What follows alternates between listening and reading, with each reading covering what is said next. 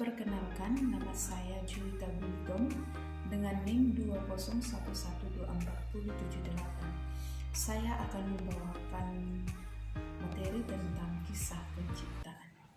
Cerita kisah penciptaan dapat kita temukan di dalam cerita-cerita rakyat di daerah-daerah tertentu dan juga terdapat dalam kitab suci, yakni kitab Kejadian.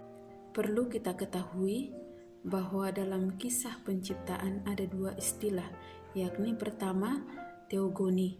Teogoni adalah asal-usul para dewa, dan yang kedua adalah kosmogoni atau asal-usul alam semesta. Ada 4 model kosmogoni. Yang pertama model perang, di mana para dewa berperang. Yang kedua itu model tukang gerabah, di mana ada bahan maka dijadikan. Yang ketiga itu model biologis, ada perkawinan antara yang satu dengan yang satu.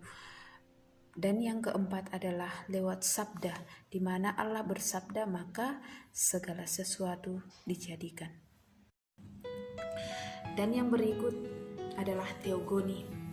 Seperti yang saya katakan tadi bahwa teogoni itu dapat kita temukan dalam kisah cerita Enuma Elis, di mana Dewa Apsu dan Dewa Tiamat berperang melawan Dewa Ea, dan Dewa Ea itu menyuruh Dewa Marduk untuk menghancurkan Dewa Tiamat, dan pada akhirnya Dewa Marduk menghancurkan monster besar dan menciptakan manusia baru untuk mengabdi kepadanya.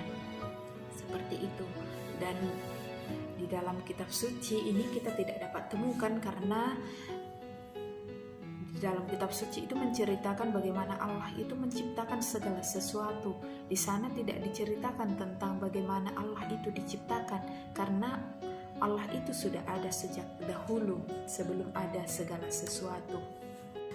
Ada 2 versi kisah penciptaan dalam kitab Kejadian. Yang pertama versi Elohis atau dari sabda Allah, terdapat dalam kitab Kejadian bab 1 ayat 1 sampai bab 2 ayat 3. Di sana kita ketahui bahwa manusia itu diciptakan secara bersamaan antara laki-laki dan perempuan, dan diciptakan pada hari ke-6 lewat sabda Allah sendiri.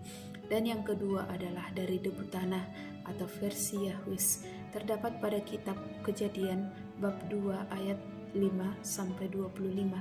Di sana dikatakan bahwa manusia itu diciptakan lebih dahulu daripada ciptaan lain atau lebih dahulu dari binatang, dan diciptakan tidak bersamaan antara laki-laki dan perempuan. Dan slide yang terakhir adalah ciri-ciri kosmogoni. Di sana kita ketemukan pertama bahwa di dalamnya terdapat unsur keterlibatan Allah, yakni bahwa Allah lah yang terlibat untuk menciptakan segala sesuatu. Dan yang kedua adalah penekanannya bukan dari segi kronologis ceritanya, tetapi menekankan pesan religiusnya untuk kita. Dan yang ketiga adalah di dalamnya terdapat antropologis atau pemahaman kita tentang manusia. Lewat kisah penciptaan kita mengetahui dari mana asal-usul kita. Baik, sekian penjelasan dari saya tentang kisah penciptaan. Untuk kekurangan dan